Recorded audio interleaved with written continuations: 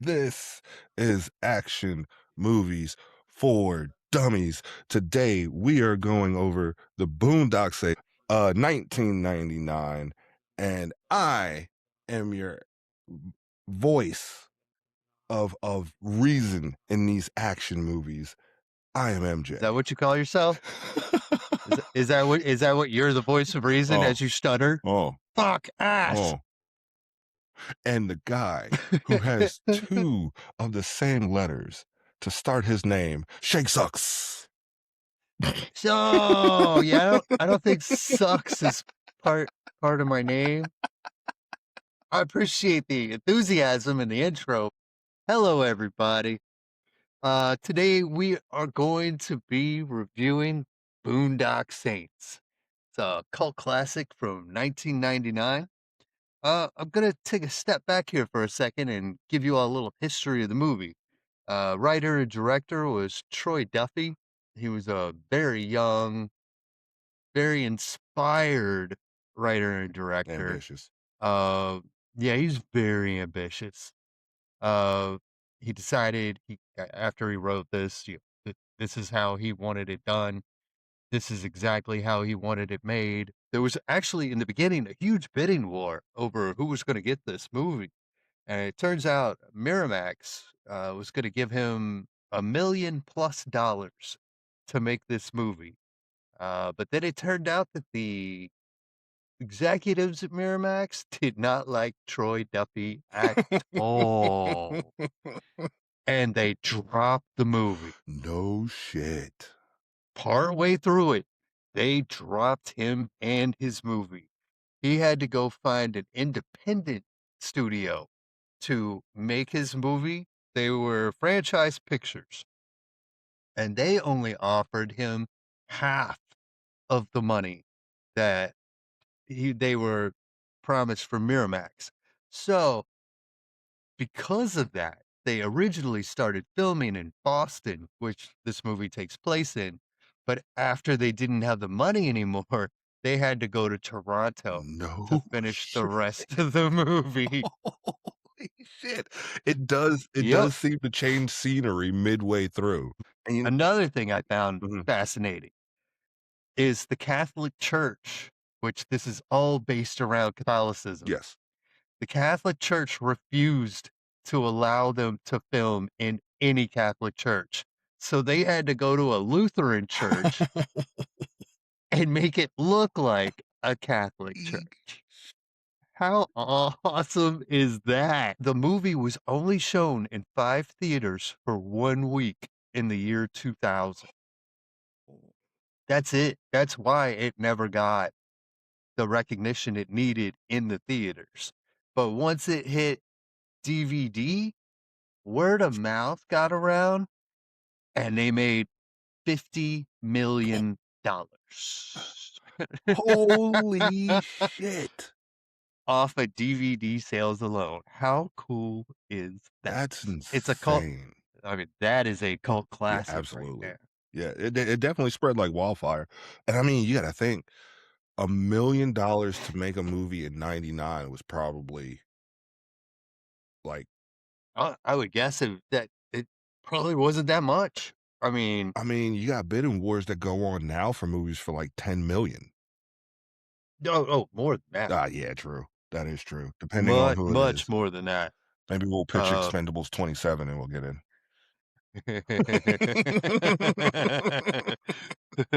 Maybe they'll give us a cameo. And they're like, What are we we gonna be, the listen to a fucking podcast. drivers? We are not action No, stars. we can just tell them we are because we're on a podcast. No one knows what we look like. We're like, yeah, that's me. It's Jason Statham. Yeah, that's me with the cigar. All Fantastic. right. So some of the cast in this movie, now that I've gotten that out of my system, is Sean Patrick Flannery. We've got Norman Reedus, Mm, who everybody yeah. knows from The Walking Dead. Willem Dafoe, It was a firefight. Billy Connolly, who plays the brother's father in this movie. And basically, back at this time, if you ever needed like a Irish bad guy, he was your go-to guy. Like, he just has the look. And also, I gotta throw this in there, guest starring Ron Yes, Jeremy. sir. And yes, it is that Ron Jeremy. Yeah, he doesn't have a huge part. Well, some ladies would tell you different, but, uh, he is in the movie. And he is Ron Jeremy'd out. He looks Yeah. exactly how I think Ron Jeremy would look in his free time. Yeah, oh, But we absolutely. Leisure suit, hair all slicked back. big old round aviator glass. All right, brother, you ready to roll? Yeah, I am. All right. Movie opens up to the McManus brothers in this false church. As, as service is happening, walk to the front, and a visiting priest tries to stop them, but the other priests tell him no.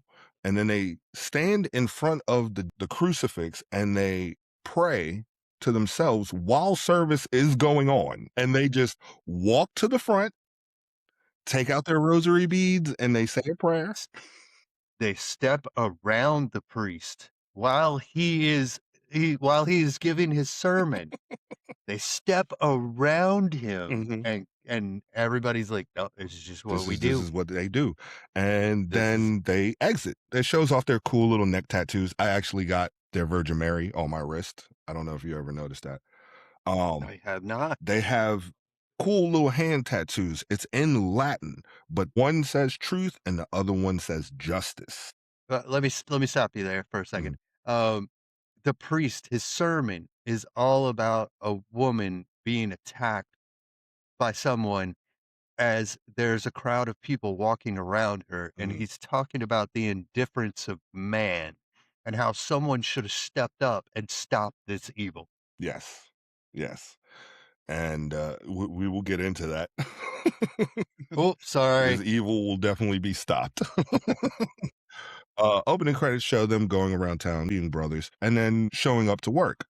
And they're kind of screwing around here. One slaps the other one with a fish. Oh, it's also St. Patty's Day, Oh, yes, I forgot. and It they is, are yes, Irish, it is St. Patrick's so they Day, are and they celebrating are the day. heavily celebrating. Yes. Before we get to that, uh, Connor is actually tasked with training a woman who is Very, very very big large. woman. Yes, she is very large. Not large in the size of weight, but large in the size of size. And Connor, being the smart ass that he is, ticks her off and then she kicks him in the balls. And then Murphy turns around and lays her the fuck out. Just bam, Uh, just one shot. it's yeah, And then it shows them fired, going home to their yes. little hole of an apartment.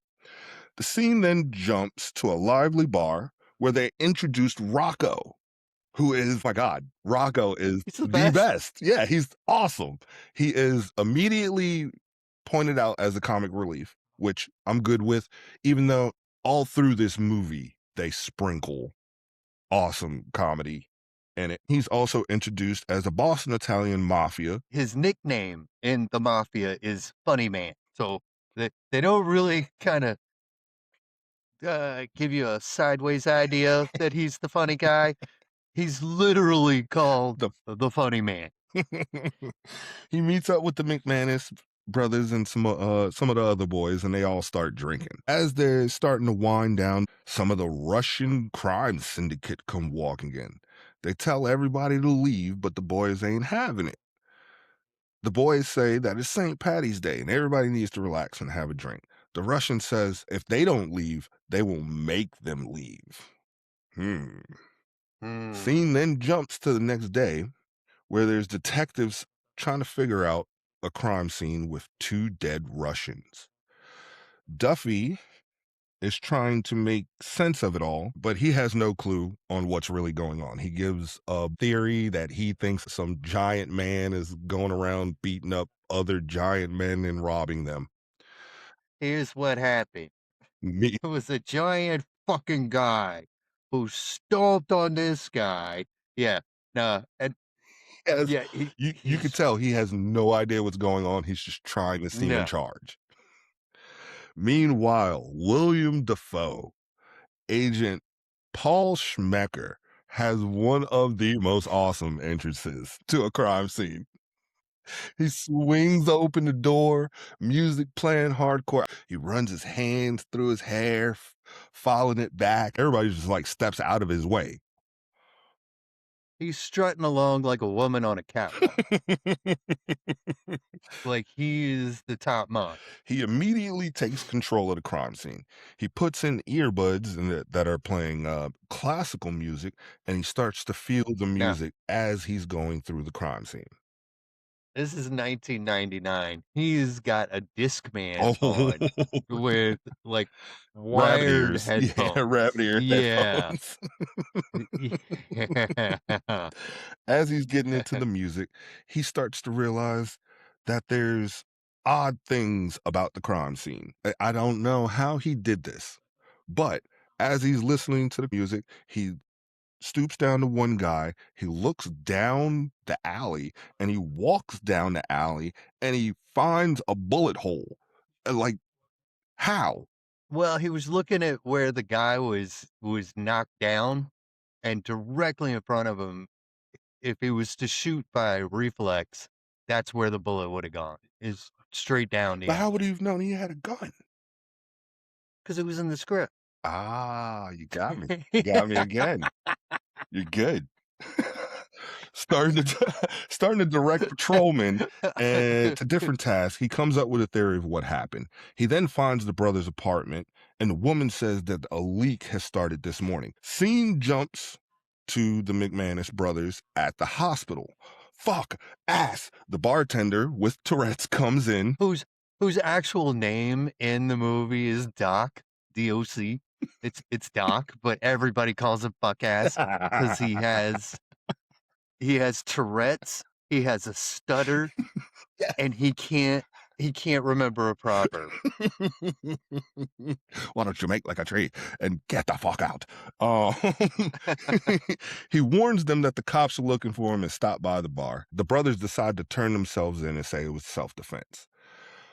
The scene then jumps to the police station where Smecker is chewing out the cops for leaking the story to the press, saying that there's some kind of goddamn vigilante. First of all, I'd like to thank whichever one of you donut munching, barrel ass, pud pulling sissies leaked this to the press.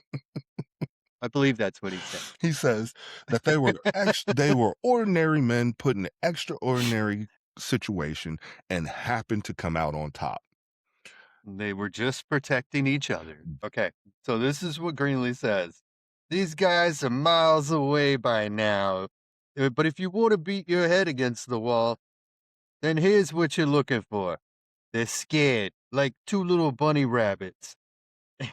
Anything in a uniform or flashy blue lights is gonna spook them, okay? So the only thing we can do is put a potato on a string and drag it all through South Boston. Thanks for coming out. And then And then the brothers walk in and said, "You'd probably have more luck with a beard." Smecker goes to question him, but before he can, the brothers speak in Latin to whether they should tell him everything. And they do. Smecker picks up on that, and then they blow his mind with all the different languages they can speak. But that'll come in a second. Scene jumps back to the bar the night before, where the Russians come and try to take over. Rocco, being Rocco, starts to talk crap, and the Russian knocks the shit out of him, Big which mistake. prompts the brothers to get pissed, take a shot, and then all the men in the bar start fighting the Russian mob syndicate, which is including the brothers. It's probably 6 of them, and they're jumping these 3 very, very large men. I would say it's probably more like 9 or 10 of them, and, we won't include Doc because all he does is shadow box behind the bar. I thought that was hilarious. He throws a couple shadow jabs. It's so funny. All right. The fight goes in the brothers' way to the point where they tie down a man to the bar. Hunter swings a bottle as like a Vegas trick, pours alcohol on the man's ass, Bare ass. and then lights no, through the pants. Oh, Through the pants. that's right, it It's was through the through the pants pants. because I yes, forgot. because the next scene very well depicts that. And Mhm. lights the man's ass on fire, right? Scene then jumps to the next morning where the Russians barge into the brothers' room. One of the Russians is kind of saddle walking because his ass is burnt and it's bandaged up. Yeah, he's got, like, this giant circle around his ass where there's a white bandage, and then his pants are still on. Yes, yes. He then makes Connor cuff himself to the toilet and says he was coming to kill him, but he'd much rather kill Murphy now. Connor gets pissed as they're leaving and rips the toilet up from the floor. As they're exiting the building, Connor then steps onto the fire escape, tosses the toilet at one man, and Spider Monkey leaps to the other Off the man. 5th floor. The 5th floor. With a toilet in his arms. He jumps, and his only way of breaking his fall is from Burnt Ass Man. Yes, he falls right on top of the guy, which leads the guy to fire the shot down the alley. Murphy starts beating him over the head with this toilet top. He then collects the guns and wallets, collects his brother, and then off to the hospital they go. Scene jumps back to Smecker, being impressed on how fluent the brothers are in many different languages. They ask, can they stay? Rocco shows up to give them clothes. Can we stay? Can they stay? Oh, Well, it depends on what your mother says, but I don't because care. the cops are so giddy to have him around for some reason. They're Well, so. they're heroes. I mean, I mean, I guess they took down those huge Russians. the Russian crime syndicate. I mean, it makes their job This easier. is true. When they wake up, the Russians' pager is going off. As they go to leave, the entire station cheers for them and gives them coffee, reads the paper, calling them saints. Connor kind of breaks off to the payphone and he dials the number that's been paging. He gets instructions saying that he's supposed to meet at the hotel 9 p.m. sharp. Big man is here and he has something to say. Scene cuts to Rocco meeting with his boss. Ron Jeremy is his right hand man. Yeah, a little it's henchman. Yeah. Now, I like how you did it right hand now man here's my here. for Ron Jeremy. That was clever. I got you, buddy. Uh, um, and like I said, Ron Jeremy looks like Fat Elvis right here, dude. He looks like Ron Jeremy would outside of what Ron Jeremy does. No, we're talking like Fat Elvis, like the sunglasses, Dude, hair slicked yeah, back. the He hair. thinks he looks the shit. He's got like the pompadour going Oh on. man. Yeah, no, he's yeah. And this is where we're introduced to good old Papa Joe. Papa Joe is the leader of the Italian mafia, and he's yelling into the phone. When he gets off the phone, he then starts eating a sandwich that Rocco brought in, thinking it was an important package, but it was just a shitty sandwich. He then makes Rocco tell a joke to kind of make him feel small. Yeah. He plays. Rocco really doesn't do well on the joke, but it ends up working out in the end. I'm not gonna reference a joke Yeah, because it's racist as hell. it's I'm just 99, it's a different time, they was getting away with shit that you don't normally yeah. get away with now, you know what I'm saying? So I'm not touching that. Right, Philly? I do have a line I will not cross.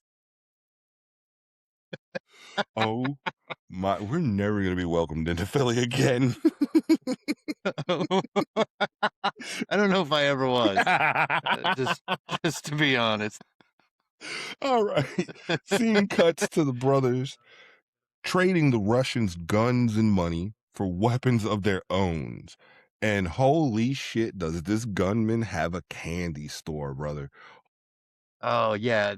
They go see this guy. He's like this seedy guy, and then he opens this garage door, and there's like a billion guns just for their choosing. Just all different kinds, different sizes, different And the whole calibers. time they're looking around longingly at these guns, and the '60s love music is playing. It was such a good It moment. was. I mean, It really was.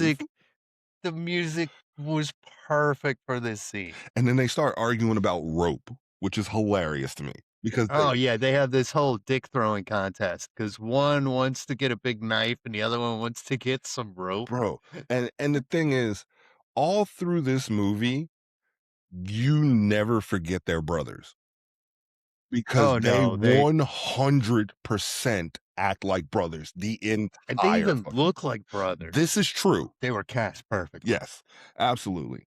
Wait, but when they're arguing brotherly about one of them wants the knife, and he goes, "Oh, what you got there, Rambo?" He's like All right, shows them showing up to an elevator, getting in and stopping the elevator midway through, and then prepping. Scene then cuts to Smecker arriving to a crime scene where there's a bunch of dead Russians with coins on his eyes. Duffy says that everyone else was extra. They were after the fat man, who is the leader. And then Smecker says, "How do you know this?" He says, "He's the only guy that was done right, double tapped in the back of the head." Smecker starts to go over the scene, starts putting things together, but we get a scene jump to show what actually happened in the room. The brothers in the elevator, putting on ski masks, getting ready to exit the elevator through the hatch in the ceiling. so they can crawl through the air system. Wait, can I stop you on 2 points here Go real ahead. quick? Um, you've been in many elevators, yeah? Yeah, yeah, yeah, yeah, yeah. You ever looked up and seen a hatch? No. No, I've never, not once in my life have I seen a fucking hatch in an elevator, but I have seen so many movies that have this mysterious hatch that just anybody on there can get a boost and And go up. go up and get out. Yes. Yeah, it's what? It's like in action movies when they run through a cornfield. That's fucking impossible. Corn is stiff. Well, and it's also like 3 inches apart. You can't even get your feet in between them. It's all a lie. It's a action movie lie. This is really weighing heavy on your mind right now. I sorry. Don't ever get me into cornfields again. All right. So, but the other thing is this this crime boss who's supposed to be called the Fat Yeah. Man. He's clearly not a fat man, but he's a guy that could speak the language that they put in a fat suit. So he is this fat guy with a skinny face, like raging at all of them in some language you can't It's supposed to be understand. Russian. Okay, but I couldn't understand it because I don't speak Russian. But he is not a fat man. No, no, he is not the fat man that everybody described. The brothers, of course, get lost in the vents, and then they start arguing and doing what brothers do and start wrestling. But the vent just happens to break right into the room with the fat man and all the men. And as they're falling, guess what? The rope holds them Oh, upside down, and they just the start, fucking rope. they just hang upside down, just Yeah, start killing everybody in the room one by one, hanging upside down. and the whole scene is shot slow Yeah. motion, Yeah. and they don't miss a shot. They kill all 8 of them, Then, all 8 of the crime bosses with 8 bullets. It's yeah, awesome. they don't miss a shot. They then cuts themselves down with the He knife. uses the fucking knife. They both were integral. Like, Yes. they would have been screwed had they not had those 2 things that they argued about earlier. They say the iconic prayer and kill the fat man and start putting coins on the men's eyes. Now, the prayer. It is Yes. worded so difficult, but I will stumble my ass through this.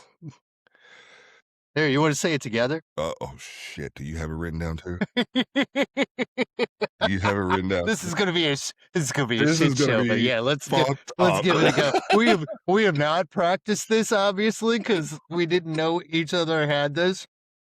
All right. Alright, get in your McManus phase, alright? Feel it, you're Irish.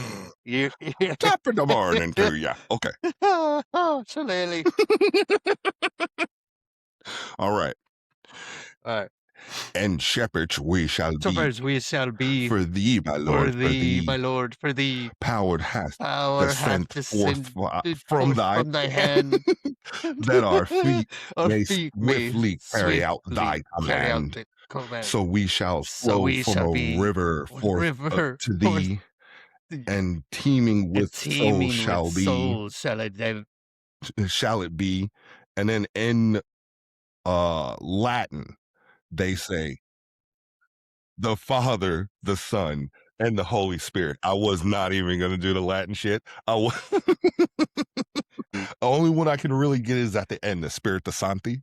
That's the only real Spirito one I can Santi. get. All right. And that is us being the McManus brothers for about 30 seconds. We would have died 5 minutes into the movie.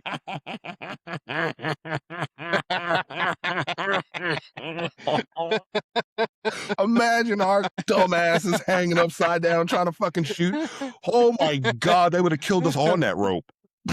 Oh, yeah. All right. The brothers find some money. Well, not some, it's a very large amount of money. And they get very excited. But the door buzzer goes off. Who the fuck is that? It's Rocco in bellhop disguise. The boys then Yes. decide to mess with Rocco and pull him into the room, But throw him onto the ground. They're still wearing their ski masks. They shove their guns in their face. We're gonna fucking kill you. He's looking around. He's seeing all these dead bodies, and he's really starting to freak out now. He, while they're screwing with him, they pull out his gun and realizes he only has as a six shooter. Six yes. shooter, 9 people. He would have been murdered before he left that room. They then pretend like they're going to kill Huh. him and then reveal themselves, and Rocco is relieved. And a little scared still. Because he's laying there going, "What the fuck? Fuck! Fuck! What? You fucking fucks!" It's like, it's gotta be like, yeah, 15, 16. And he to the point where, one of the brothers is like, "Well, you're surely showing the diversity of the word." "Fuck it, you fucking fuck." Scene jumps to Smeckers. He says that the men are high level Russian mafias and that he thinks that a Russian Italian mob war might be starting. Scene then cuts Right. to the brothers and Rocco talking about how bad the world is and how they plan to clean it up. Rocco wants in. They have a little montage of the boys having a good time, relaxing, drinking, and they're kind of telling Partying. Rocco how they killed all the Russians. So then is like, "You you're just gonna kill bad guys? I know a ton of bad Oh, yes, guys. We could work together. I know where they are, I know where they're gonna be." not wrong though. He's a part of the Yeah, mafia. I mean, low level or not, yeah. you have some information on some bad guys, and then once you start getting that information, they'll give up information, so the chain just continues going. And one of the brothers says, "Ah, we're like 7-Eleven. We're always open and we're always doing business." Rocco feels he hasn't gained any respect in the mob, and he's kind of going on a tirade. And then he And slams his fist onto the table where there happens to be a loaded gun. When he slams his fist on the table, this very poor innocent cat that belongs to his girlfriend gets obliterated, and I mean obliterated, Oh, against the yeah, just wall. there's not even fur left. There is blood splat. It's a bullet hole and blood splat. It is so horrific. And one of the brothers, like, they all, like, hit the ground and start checking themselves for wounds, and then they look up, and he's like, "How did that even happen?" I love that line. I use it constantly. "How did that even happen?" My God. I remember the first time I ever seen that, I laughed so hard. Watching it this time, I laughed so hard. Why do I laugh at that part? It is so Oh, because messed. it's dark. I mean, it's dark comedy. Not everyone gets it, but when you get it, you get it. It hits. Scene then cuts to everybody kind of waking up from the night before, and Rocco is going to go see some of his mafia friends, but Connor tries to point out that he might have been set up. Now, still at Rocco's apartment, he calls to let them know that he is okay and that he will catch them on the flip side. Flip side. Then Rocco's girlfriend shows up with another girl, both clearly high out of their minds, and she's looking for her cat. Scene then jumps yet again, still in the apartment. The girls are passed out. The brothers are kind of in the kitchen. Rocco busts into the apartment in a panic. He's saying, "We need to fucking go. We need to fucking go. I killed them all. I need to fucking go." Connor grabs a hold of him. What the hell's going on? He does kind of put it together that Papa Joe set him up. And the people that told him that Papa Joe set him up, he pretty much kills. As he's. Okay, hold on, hold on, hold on. This is when they went back and they're at the apartment. The blood stain on the wall where the cat left, this huge blood Mhm. stain. If you're not looking for it, you probably won't see it. They had torn out a picture from a book and tried to cover up the stain, and it's crooked and it's with masking tape on all four corners. Like nobody makes any reference to it, but it is so badly covered up. It's so crooked, and it's just this tiny, like, picture from a book. That made me laugh harder than the cat getting shot.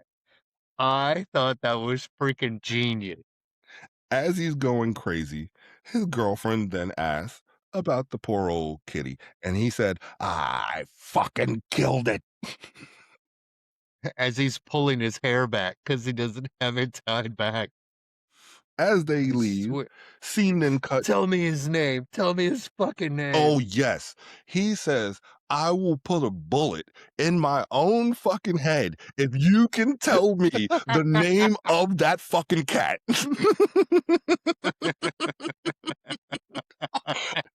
He looks at her and he's like, "You never gave a shit. What are you talking about?" And he puts the gun straight to his head and he says, "I will put a bullet in my shit if you can tell me the name of that fucking cat. Tell me the name and I will die right in front of you."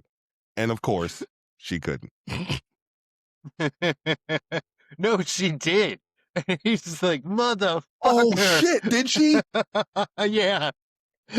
She had to sit there for a second till it came back to her. Mittens. Yes. Oh fuck, I completely overlooked that. It kind of cuts back to Rocco going into the shop, and these two men, his so-called friends, are disrespecting him, and they're laughing in his face because everybody who is involved knows that Rocco was going in to die, including the shopkeep. Right. So the only rational thing that Rocco can do is Pull out a revolver and just start shooting. He just starts shooting. He shoots both of the men that were laughing at him. And then as he's leaving, the shopkeeper's like, "Please, no." And he shoots the shopkeep. Yup. Um, Catch you on the flip but side. what is fucked up about this scene is that the men, the two guys who are supposed to be his friends, who knew he was going to be set up, are legit sitting there laughing in his face. Right, and they were like, "Oh, none of that matters now, we got our funny man back." Didn't even say his name. And then when no, and then when Rocco loses it and starts shooting, every time he shoots, he yells, "Funny, funny, funny." I fucking love that. He's just murdering people and screaming, "Funny." Are you kidding me? He's my hero.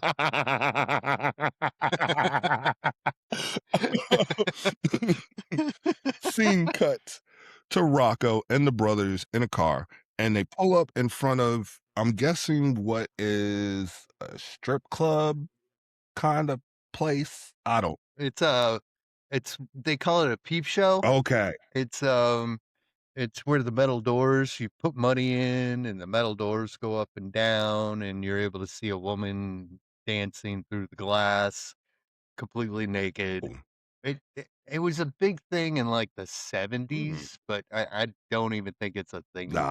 Where Rocco is explaining that this is the strip club peep show place that Ron Jeremy comes to pretty much the same time every week. And he knows that he's vulnerable there, so they can kill him. Oh, and the place is called the Sin Bin. For some reason, for some reason, I decided to write that down. He also So, says he also says that, hey man, I want in. I got all the info on bad guys. And the brothers kinda sorta agree. They don't fully agree, but they do want the information. Scene then jumps to Ron Jeremy showing up to the sin bin. yes, thank you. Rocco points him out. The brothers get ready, and it cuts. Oh, but Rocco tries to make his own ski Oh, mask. yes, he does. He takes a regular hat and cuts holes in it when the two brothers have actual ski masks. Right, and his is so frayed. It's so awful. It's just there's, like, strings hanging out all over the place, and even there's a part where one of the brothers goes, "You look like Mushmouth," and they say, uh, and he was like, "Stop fucking with me," and they're like, "Okay, but we need to know, are you gonna be Obi KB?"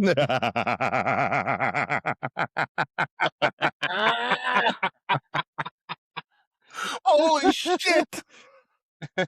Like I said, That all through was a great line. all through this movie was just fantastic writing sprinkled in, good little jokes here and there. Like you said, you really have to pay attention to certain parts to catch certain things. I mean, the fact that I understand Troy Duffy was probably pretty difficult to work with, but for someone at Miramax, you really lost out. I mean, Miramax really the world really lost out because of Miramax not being able to just saddle up and make a movie. Scene jumps to Smeckers to yet another crime scene in this strip club peep show place where Ron Jeremy and two other men are dead.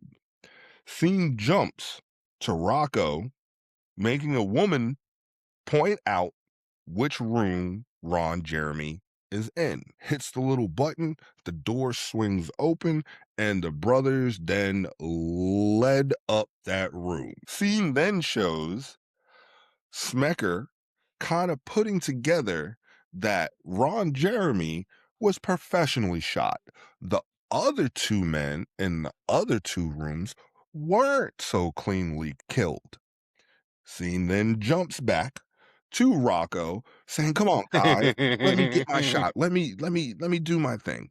And the brothers say, "Okay, this is what you want to do." And I he crosses the guns across his chest as they're opening doors. As as the door swing opens, he then extends his arms both ways and starts firing, and then he crosses his arms. yeah, it's almost like, some kind of a calisthenics exercise you would do where you stretch your arms out and then you stretch your arms the other way, but he's shooting the whole time and hitting nothing. Nothing. Well, he did kill the guys, but he's just Yeah, all over the place with it. yeah, You could tell it's way he is. less accurate than the brothers. Right. They also speak about the crime scene Rocco left earlier at the restaurant. The scene then jumps to Smecker and everybody at the restaurant trying to piece things together, but he just can't put it together. Me and you touched on it a little bit off pod, but you can see the what is it, devolving of Smecker in real time. When he gets there, he is, in the terms of a baseball player, he is your fucking closer. He is the one that's going in, he puts it all together, he puts a bow on it, he hands it to you, he walks back to his desk. He does not stress over anything because he could put shit together. In this, he just cannot figure out what the hell is going on. And it And drives, yeah, you can see he's totally de-evolving at this point. yes, When he finds out there's been a shooting at a deli, and no one told him, yes. he starts whining, almost whining at this point. Yeah. He's like angry, he's complaining, and yeah. He So slowly devolves through the movie, and then he does have a breaking point, which we will come across. But man, the devolving actually starts quite early, but it's very slow and subtle. It's very much in his how he answers people and talks to people. Because in the beginning, he's very, oh, "I'm above you." Once you're at the point where he's at the deli, he's pretty much one of the guys. He's right. like, The, like, "You guys he's give me input. What do y'all think is going on at this point?" Yeah, he talks to them as equals at this Yeah, point, and he's asking for their advice. And he started off with like a whole business suit on, yeah, and at this point, the jacket's gone.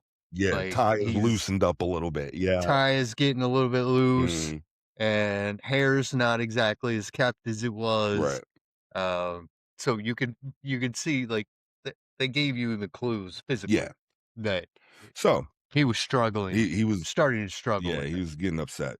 So, the scene then jumps to an old man who's the former mafia underboss. Papa Joe goes to meet him and says he needs the old man Duce. Scene jumps to an older man in a very high level prison to the point where they stand him in the middle of the floor. They chain him to the floor. He's standing up, and then they put a steel box around him. He's he is chained feet and ankles to the floor. He cannot go anywhere. And this would be the actor Billy Connolly. You ever needed a bad guy for an Irish movie, he's your man. Hell yeah. Joe explains that Rocco could bring the family down if he decides to turn. The former underboss tries to warn Joe about how dangerous Duce is, but he still wants him and somehow gets him paroled.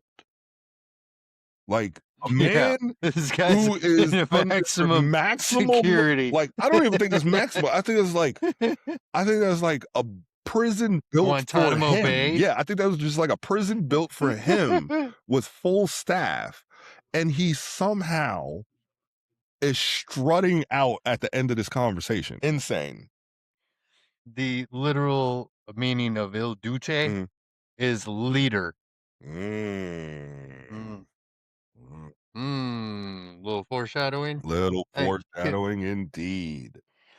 Scene then jumps to Rocco explaining to the brothers their next target.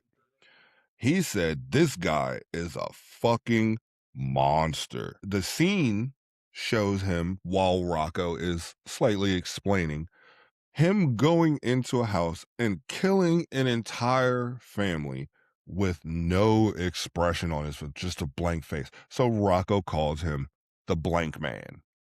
Very cool name. okay. He looks like uh if anyone out there has seen the movie Falling Down, he looks like his character Almost to in the this. haircut. Yeah, almost to the Yeah, haircut, I dude. mean, Yeah. you just put these 70 sunglasses on Yeah, him. it's That's the only difference. insane. Rocco tells him how they can get to him. It's a little card game that he holds personally. So the brothers agree. The scene then jumps to another crime scene with bullets and blood all over the place. And Smecker slightly starts to put things together. Scene then jumps to the brothers and Rocco loading up. They enter where the card game is being held, and it's full of men.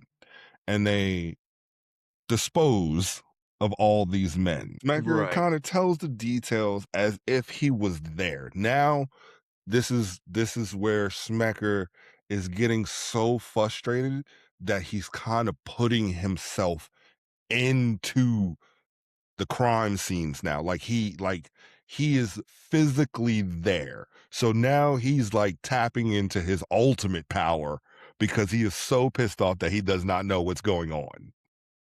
Like, it's such a cool scene, and so many TV shows and movies have done the same thing since then. Right. I feel like this movie needs to get credit for it because, like, Criminal Minds, back in the beginning, when they were profiling, uh, like, in the first couple of seasons, yeah, they would be walking literally through the crime scene as it's happening. Yeah, yeah, yeah. He shows how the brothers dropped underneath the table for cover, and Rocco drops to his knees and starts shooting, And and he's sitting right beside him. he's reenacting as Rocco. I mean, recoil for recoil. Awesome Totally fucking scene. This synchronized. is one of the coolest scenes of the movie. I got to be honest with you. Yeah. Uh, the blank man then comes out of the bathroom and Oh, because he's taking a he's shit while all this is and happening. he's still blank faced. Blank face. Yeah. He then gets up, pulls up his pants. He goes to open the door, and Rocco sees him. Right as Rocco sees him, the guy sees him. He tries to shoot at him, but the guy hits Rocco with a towel rack. He's ripped off the wall. And Rocco is like, he's so scared of this guy. He Oh, is immediately almost pissing his pants. right. And he charges at Rocco, and then and once he knocks Rocco down and kind of pins him down, that's when he really gets a good look at him and he gets pissed off. And they begin to fight, and the man gets the upper hand and starts choking Rocco. Murphy wants to get involved, but Connor says no, this is his fight. Like, this is what he wanted. This is how he wants to join us. Why we're here. Leave him alone, right? Connor then sees the man moving around, so kind of walks off a little bit. Murphy then takes a pool ball and rolls it over to Rocco, which helps him get the advantage, and then kills him. And through this whole ordeal, Smecker is pretty much watching as this is going on. Like I said, one of the coolest things. It's hard to describe because, you know what I'm saying, we don't have visuals, it's a podcast, but if you've ever seen the movie, like, that is one of the coolest scenes of the entire movie. Yeah, as he's explaining the crime scene, you get to actually watch the crime scene while he's like dubbed in there. Like it is happening around him. Yeah, instead of what they were doing before, which was they show up to the crime scene, they kind of piece it together, and then they cut back, and then they just show it to you. Yeah, they just blended those two things together. And Exactly. yeah, it Yeah, that it it set this movie apart. definitely. As they exit, they are met by the man released from jail, Duce. He then whips out his guns and starts unloading on the brothers and Rocco. At this point, Smacker is completely engulfed in. And that's where he says there was a firefight. And, Yeah, when they come out and they see all those bullet holes, he says, "For a few seconds, this place was Armageddon. and he was not. There was a firefight." And we're talking about the de-evolving of this man. At the restaurant, he was loose, no jacket, loose tie. Now, shirt ripped wide open, dripping sweat from pretty much every pore in his body. I mean, Hair's all fucked hair up, is all over the place, and and he is he's into it. I mean, he's got some crazy, crazy motions and stuff, but he is 100% into the scene. And him being so into that scene made me really enjoy that part. he's screaming into the heavens, "There was a firefight." Mhm. He is emotional, like, he has had self-control this entire time, like, to the point where he politely has been ripping on all the other Right. cops, and at this point, he has just fucking He's lost it. he's gone. He is no longer in control, and he cannot handle it. Right. Right. Smecker believes 6 men with guns and another the cop that keeps giving bad advice says maybe it was just 1 man and 6 guns. Yeah, And I love the that. one Oh, time he says something he was right, right. everybody's like, "Fuck off, dude, like, get the fuck You're so out." you're so fucking stupid. But it was. Il Duce Yes. had a vest Yeah, on that had 6 different guns all lined up in it. sick fucking vest.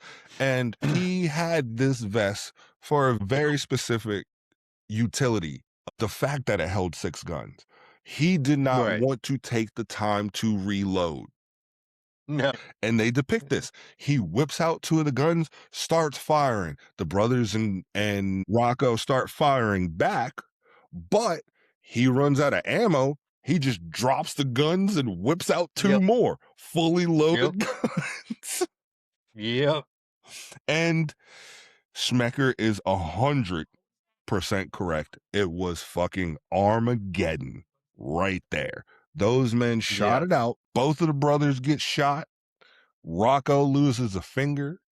Duce gets winged, and yeah, they also in this scene do something very very smart. After the firefight, they took a minute to spray some ammonia over that blood splatter, so anything that they did get couldn't be used. Yep. Duce runs out of ammo and then he takes off. The brothers collect Rocco and they get out of there as well. Smecker is pissed. He's literally stomping the ground. Who the fuck are these guys? Rolling around in the bushes until he finds a finger. 'Cause he's rolling around in the Because he's bushes, rolling and the around. finger was in the bushes. He But finds does he turn it in as he evidence? does not. He No, keeps he it. plays hide the He finger. What? Was that wrong to say? Why you gotta make things weird, bro? No. Uh, Thought that was hilarious. He is like now no, no. in a full He's on, throwing a yeah, full-on 2-year-old. three-year-old Yeah. tantrum, like, full-on He is tantrum. "Hey, you, he me." is kicking the dirt, like he drops to his knees, he's punching the ground and in these bushes, and then he finds this little finger. Scene then jumps to Schmecker running the print, of course, and finding out that it's Rocco. And also Poor kind of Rocco. remembering that he's seen him earlier at the police station. The scene then Yeah, has just briefly, but he remembers. yeah, Like, it was just in passing. they have a montage of the boys. Oh, Oh yeah, with shit, this is so fucked. like, when they after they shot the cat, they're, like, throwing a bunch of stuff into, like, sheets and Right, pillowcases and stuff from the right. house because they gotta get out of there because they don't wanna be found because Rocco just shot up the deli. Like, one of the things they primarily showed you was they took this clothes iron Mhm. and threw it in the bag, Now and now you get to know why they made such a big deal the about the the clothes iron. everybody is kinda shot up. Not bad, but I think everybody has at least one bullet hole, and they showed these men gritting it through They Cauterizing didn't those even wounds with that iron, boy. they didn't even just plug the iron in, they No. put it on a Stove. Yeah. stove. They made it hotter than the iron could actually get. Like, the iron was glowing Yeah. red Yeah. as they pressed it to their They flesh. had to stop the bleeding. I know, but I have never, till this, before and after this movie, I've never seen an iron glow red. Scene then jumps to Rocco, dropping the brothers off at church. He then sees Smecker stumbling out of the bar. Now, little thing that I did not put in my notes that I should have is Smecker's on the TV. Rocco says something about Smecker. The Yep. brothers say, do not touch him, They said Smecker is a good man, not to be touched. not to be touched. Okay. Rocco does not agree with this. So he sees Smecker stumbling out of a bar, and then he starts to follow him right into the church where the brothers are. Smecker stumbles into confession. A priest starts to go into the confession booth so that Smecker can begin his confession. Rocco runs up behind the priest, sticks a gun to his head, leads him in, and tells him, I'm here for him. I'm not here for you. Do your thing. Connor sees this and goes Right. into the other confession booth. So there are now 3 confession booths occupied. Connor, Left to right, left to left to right right. would be Yes. the priest. In the middle would be Rocco, and then Connor on the right. Yes. Connor then punches a hole through the confession booth and pulls Rocco through the hole. Rocco is still holding the gun to the priest's head, and Schmecker has no idea what's going on. No. Oh, I forgot. And Smecker. Yeah, yeah, yeah, yeah. Oh, yeah. Yes, but he's confessing, and he's not at all Catholic or Lutheran. Yes. Um, But I- he also explains in here that he understands that he's a lawman and what the brothers are doing is wrong, but he does not necessarily disagree. But that kind of shows his devolving also, that right. at the beginning, he's a cop. He's out here to catch you. At this point, he doesn't really know what he's understanding anymore. You see what I'm saying? He Like, understands that yeah, he's a cop, but he understands what they're doing also. right. And at one point, he says, he confesses that the saints are necessary. I mean, he calls them the Yeah. saints. And I don't want to get all theological into this, but the church lets them do what they do. Mm, The um the public lets them do what they do. mostly celebrated. They Yeah. they get into like there's a scene in the beginning of the movie where there's a leak in the ceiling and it's almost like a baptism of Yeah. where their crosses are swinging back and forth and it's almost like they've heard a word from Like that God at calling that point. almost. Yeah. Right. Like they are supposed to be these like literal saints. Right. Right. And um oh god. Then they go up against Il Duce and at most they're winged. I mean, Rocco gets the worst. Right. He's not one of the saints. True. He's just helping them. And they've been through some incredible situations and not gotten hurt at all. Right.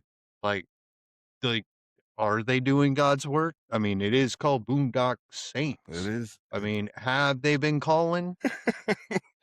After they talk about how Smecker feels a little bit, he then goes stumbling out, Connor then lets Rocco go, and they all leave the church. The scene then jumps to Connor on a payphone talking to Smucker, telling him everything and what kind of happened at the last shootout. He then tells Smecker that they're going to end this shit tonight and they're going to go to Papa Joe's house and just knock him off. Scene then jumps to Okay. Smecker. This killed me because they're just all of a sudden on board together. So, They're all just all one team now. yeah, yeah. Like out of nowhere, all one team. You know what? Sometimes you can't There beat was them, a join them, you know? yeah, I do. I You know? know that very much. Scenes then jump to Smeckers getting info from that underboss that Papa Joe went to go see. He then tells Smecker about Duce and how hard he is to control. He then tells Smecker that Papa Joe called all his henchmen to the house. Smecker gets a little worried because he knows the boys are heading there. Scene then jumps to Papa Joe being informed that the brothers and Rocco were actually caught slipping into the basement. The henchmen are working over the boys when Papa Joe comes in and blows another one of Rocco's fingers off. Fuck Yeah. up. Yeah. He's just a funny man. Why you gotta do that? And because hey man, because Joe, Cause you like him. You know what they do in movies? They make you like somebody. don't do it. Go ahead. Don't do Go it. ahead. Go ahead. Joe and the men then step outside of the room and talk a little bit. And then Joe walks in without saying another word and shoots Rocco. He takes that 6-shooter, he slides it open, and he looks at the bullets, and then he does this little flick of his wrist, and you hear this Yeah. as it slams into place. And then he shoots Rocco, and as much as I hated to see it, that was a cool scene. You know what? It's a cool scene. Horrible death. Now, Yeah. I will give you some of my hardest deaths. I will say that at the top, I think any man would say this one, but at the top is Opie from Sons of Anarchy. Oh, That is, absolutely. oh my God. And Oh my can we God. not talk about it? Because I'm gonna cry. Another, I would say my number two deaths. I don't know if you ever seen the brothers or Four Brothers with No, of Tyrese, course. Oh my Jack's god, death. yes. Oh my God. Yeah. Jack's death fucked with me. I'm telling you, in movies, they make you like a guy and then they kill him. And that's where the vengeance comes from for the action at the end. And then number three has to be Rocco for me, man. Wi- Oh no, right? Yeah, I've watched because this movie 1,000 times, and every time Rocco goes, I go, no. and right before, like Papa Joe slams that slide back into the gun, and Rocco knows it's coming. He knows it's inevitable, and Rocco looks at him, at the brothers, and he says, "Don't ever stop." Yes. And And then he then gets he gets shot. shot in the head. Yes. Oh my god. And as he's laying on the ground, dying, he tells them, Yeah. don't ever change. Keep going. Like, y'all need to do this. Like, this is what y'all need to do. Scene then jumps to a Wait, henchman. but the rage. The rage in the brothers at that Mm, point of Rocco being killed. yeah, like they're the chairs are bolted down and they're handcuffed to the chairs, Handcuffed. and he Yes. rips out one of the chairs. The scene then jumps to a henchman warning Joe about Duce and how if the contract is still up, he's not going to stop until someone is dead. So then Joe does the honorable boss thing and leaves the house with all the men in there. Right. He's just 'Cause like, I'm the boss. You guys work for me. Y'all stay here. Y'all deal with Duce. I'm fucking out of here. Yeah, yeah. Scene then cuts to the boys trying to get free. They're kicking the handcuffs off the other one. Yes, he breaks his Oh thumb so my he could slips through. god! They're oh, it is raw. It's I pretty, mean, yeah, it is just a raw scene. yeah, it's pretty fucked up. And then they pretend as if they are still shackled. As one of the henchmen come in and try to get more info from Murphy, Murphy then stabs him in the back. Scene then jumps to a woman at Joe's door. Yeah. And the henchmen, all of them get very excited that this woman is here. The henchman gets to the door and he's like, "Hey, you know, it's some shit going on. I'd love to, but you know, we're kind of busy." He then kisses this woman and he goes, "All right, come on in." It is clearly Smecker in a dress. With a huge, I, big-haired, blown out 19 and here's my thing. Am I saying that William Defoe is ugly? No, but he does not. yeah, he is. He, let's leave that part. Bruh, bruh.